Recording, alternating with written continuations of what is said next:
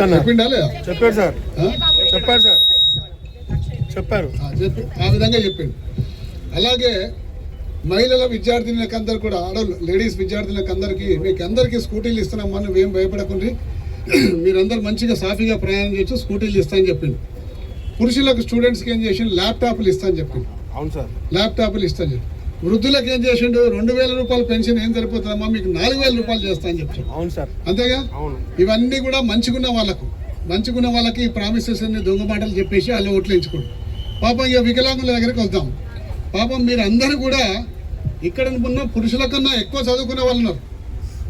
పిహెచ్డీలు చేసిండ్రు, పోస్ట్ గ్రాడ్యుయేషన్లు చేసి బాగా మెరిట్లో మస్తు మార్కులు సంపాదించుకొని ఇలా ఉద్యోగాలు లేకుండా విలవిలలాడుకుంటూ మాకేం ఉద్యోగాలు లేవు అని చెప్పేసి ఇలా ప్రైవేటు సంస్థలనేమో ఉద్యోగాలు ఇవ్వరు, ప్రభుత్వం ఏమో మీకు ఇచ్చిన వాగ్దానం ప్రకారం వాళ్ళు ఉద్యోగాలు ఇవ్వరు.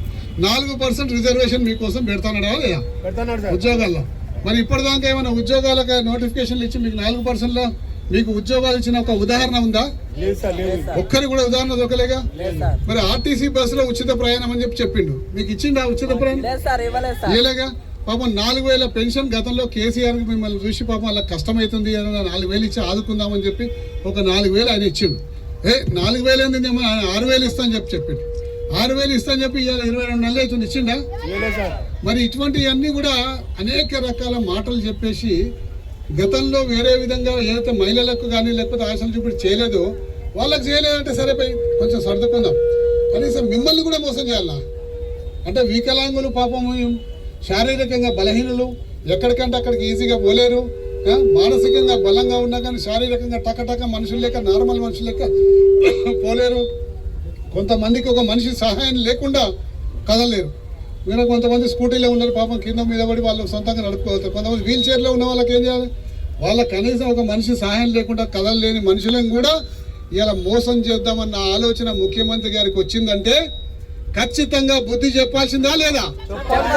అందరం కలిసి బుద్ధి చెప్పాలి కదా. ఈ పోరాటం ఇంతటితో ఆగదు, ఎన్నికలప్పుడు మిమ్మల్ని పిలిచిందని చెప్పి అనుకోకండి. ఈ పోరాటం ఇక్కడితో ఆగదు, ఉండనండి. ఈ పోరాటం ఇక్కడికి కాక ఆగదు. ఖచ్చితంగా రాబోయే రోజుల్లో మరింత ఉధృతం చేస్తాం. మీకు ఇచ్చిన హామీల్ని నెరవేర్చే విధంగా ప్రభుత్వం మీద ఒత్తిడి తీసుకొస్తాం, ప్రభుత్వం మెడలు వస్తాం, అవన్నీ కూడా మీకు వచ్చేటట్టు చేస్తామని కూడా ఈ సందర్భంగా మనం చేసుకుంటాం. ఈ ప్రభుత్వానికి బుద్ధి చెప్పాల్సిందే, ఎట్టి పరిస్థితుల్లో ఈ ప్రభుత్వానికి బుద్ధి చెప్పాల్సిందే.